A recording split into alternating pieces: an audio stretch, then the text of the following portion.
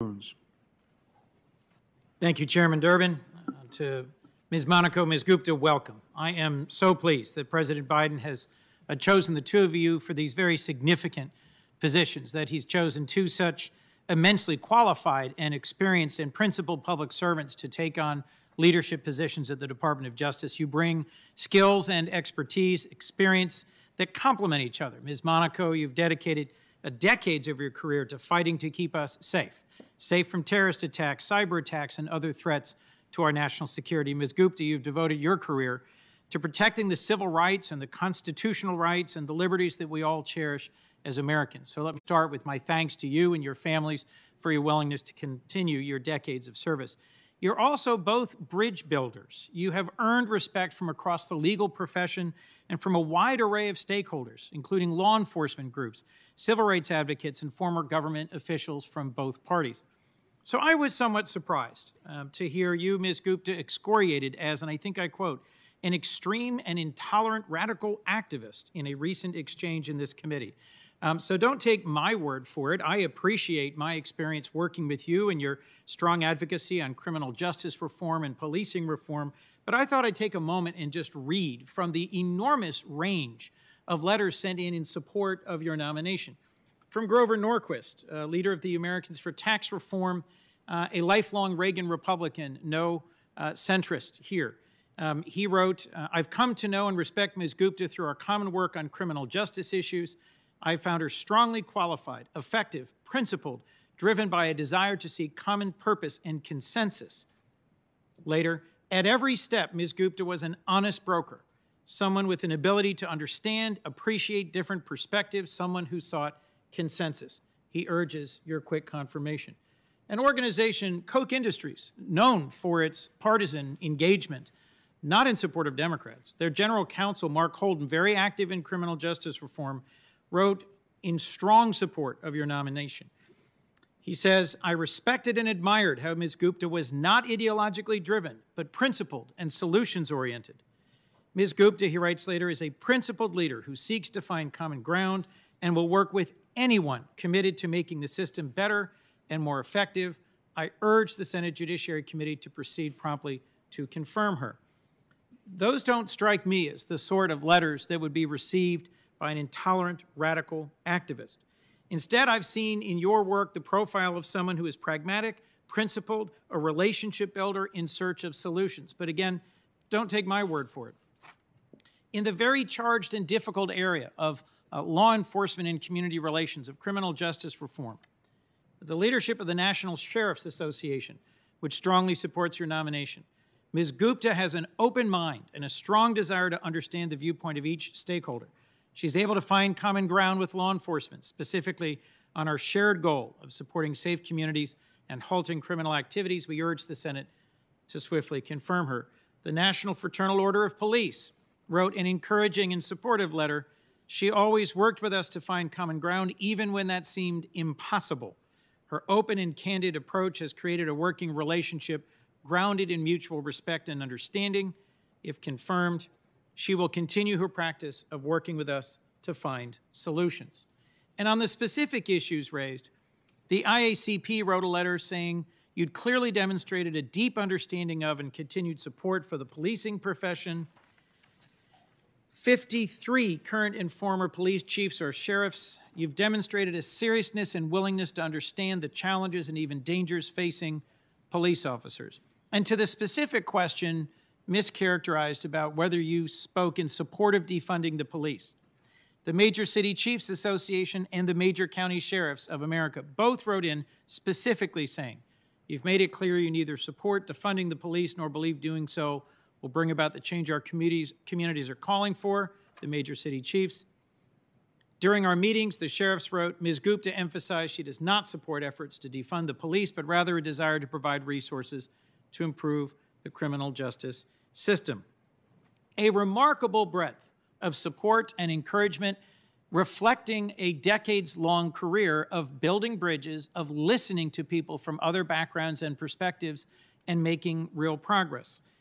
So frankly, the fact that there's a multi-million-dollar campaign on social media and television to mischaracterize you as somehow anti-religion or somehow anti-police or somehow committed to decriminalizing all drugs or somehow committed to defunding our law enforcement strikes me as clearly in conflict with the evidence presented by those who know you, who've worked with you, and who support you. So could you just describe for me briefly how you were able to work collaboratively with law enforcement, with conservatives, with members of Congress from all backgrounds to achieve real progress in criminal justice reform, and what you think is the right path forward on realigning our law enforcement resources in a way that achieves better justice for all our communities? Thank you, Senator Coons. I take great pride that from early on in my career, where I was representing men and women who had been charged and involved with the criminal justice system, learning firsthand about their stories and experiences, and learning also that in order to make change and to do something about some of our criminal justice policies that have harmed communities of color and cost taxpayers billions of dollars, that it was important to be pragmatic. I am an idealistic person. I'm a civil rights lawyer. I'm an optimist. But in the end of the day, I am a deeply pragmatic person.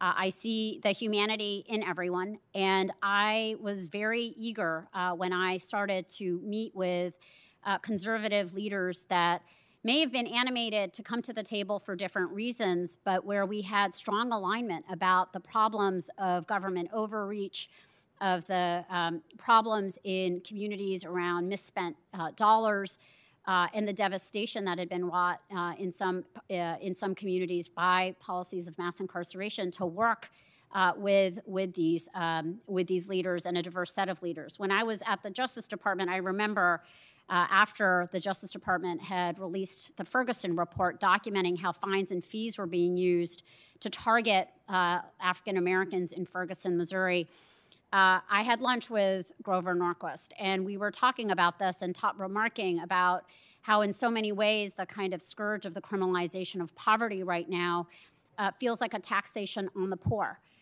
And when I had the opportunity, when President Obama held a session at the White House on this problem of fines and fees and the criminalization of poverty, I thought, why not invite Mr. Norquist to come speak? He wouldn't be expected in this room, but he spoke very eloquently and powerfully about these issues.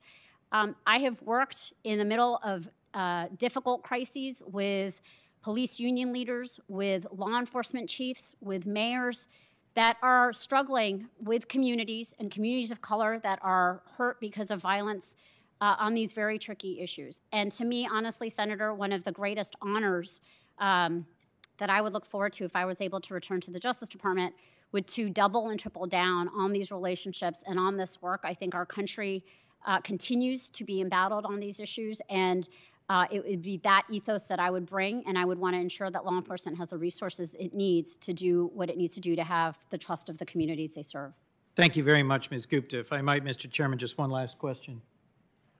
Ms. Monaco, we spoke earlier about China's aggressive and long-lasting campaign of theft of intellectual property from American companies, and now its attempts to dominate the global stage in terms of IP. To win the competition for emerging technologies like quantum computing, AI, and 5G. Their attempts to take over the World Intellectual Property Organization or to dominate standard-setting bodies. What role do you see for the Department of Justice in taking on this challenge, in advancing protections for American inventions and innovation, and in pushing back on China's innovation mercantilism? And how will you work to address that? This is an area that I have long focused on when I was at the FBI, focusing, even as we were focusing on the terrorism threat, we were intently focused on the rise of nation-state cyber actors and their efforts to steal intellectual property, to steal research and development, and yes, commit espionage. And so when I had the privilege of serving as the Assistant Attorney General for National Security, I made nation-state cyber attackers and going after them a top priority, and indeed created the first nationwide network of national security cyber specialists in U.S. attorneys' offices around the country. I would hope to continue that work, and I should say and credit my successors in the Trump administration for continuing that focus on nation-state cyber actors and on China in particular. I would hope to continue that work, to double down on the focus on intellectual property theft, on enforcing strict sanctions against China's malicious and illegal and unfair practices. So this is an area I think we have a great deal more to do, and I look forward to working with you, knowing of your leadership on this area. Well, thank you both. I look forward to working with you, supporting your confirmation, and seeing you move forward quickly through the Senate process. Thank you, Mr. Chairman. Thanks, Senator Coons. I'd like to apprise folks of our plan.